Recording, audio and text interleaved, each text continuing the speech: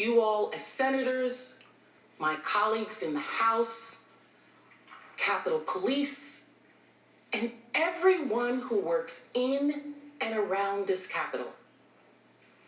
As you have heard, President Trump had been telling his supporters and his millions of Twitter followers that Pence had the ability to secure the presidency for Trump, that Mike Pence alone had the power to overturn the election results if he would just do it.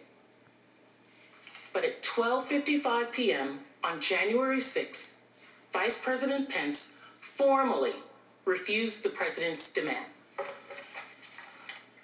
He wrote, and I quote, "It is my considered judgment that my oath to support and defend the Constitution constrains me from claiming unilateral authority to determine which electoral votes should be counted and which should not." Pence ended his letter with a passage including the words, "I will do my duty." Even though the count resulted in the defeat of his party and his own candidacy, Vice President Pence had the courage to stand against the president, tell the American public the truth, and uphold our Constitution. That is patriotism. That patriotism is also what put Vice President in so much danger on January 6th by the mob sent by our president.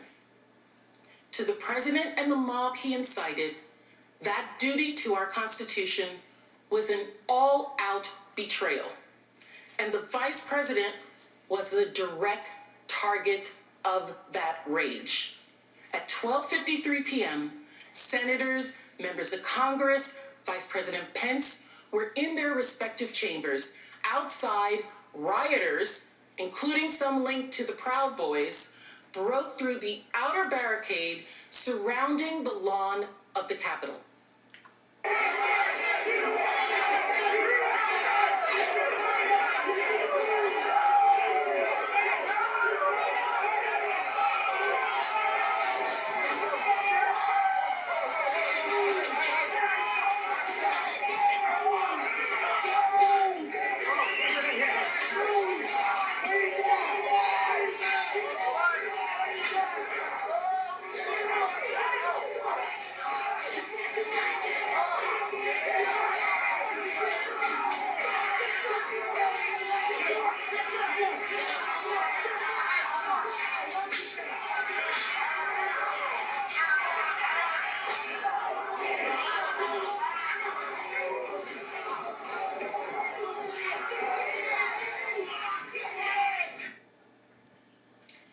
Minutes later, Vice President Pence began presiding over the joint session of Congress to certify the results of the presidential election. You can see Vice President Pence gaveling in the joint session here. Madam Speaker, members of Congress, pursuant to the Constitution and the laws of the United States, the Senate and House of Representatives are meeting in joint session to verify the certificates and count the votes of the electors of the several states for President and Vice President of the United States. While Vice President Pence presided over the joint session, Trump supporters began their assault on our Capitol. Radio communications from the Metropolitan Police Department highlight how during and following President Trump's speech, Trump supporters descended on the Capitol and became increasingly violent. What you are about to hear has not been made public before. Multiple Capitol entries! Multiple Capitol entries! 1318. Hey, 12 to 50, we're coming around from the south side. Be advised, the speed ended. Intel 1, be advised, you got a group of about 50 charging up the hill on the west front, just north of the stairs. They're approaching the wall now. The sun dismantled our reduced that and clear that up. 150, give me DSO up here now! DSO! Multiple law enforcement entries! DSO, get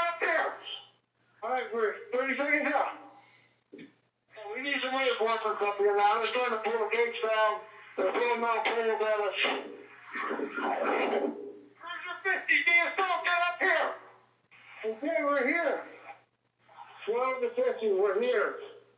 We just had an explosion go on up here. I know the fireworks or what, but they're starting to slow and closer. Fireworks material.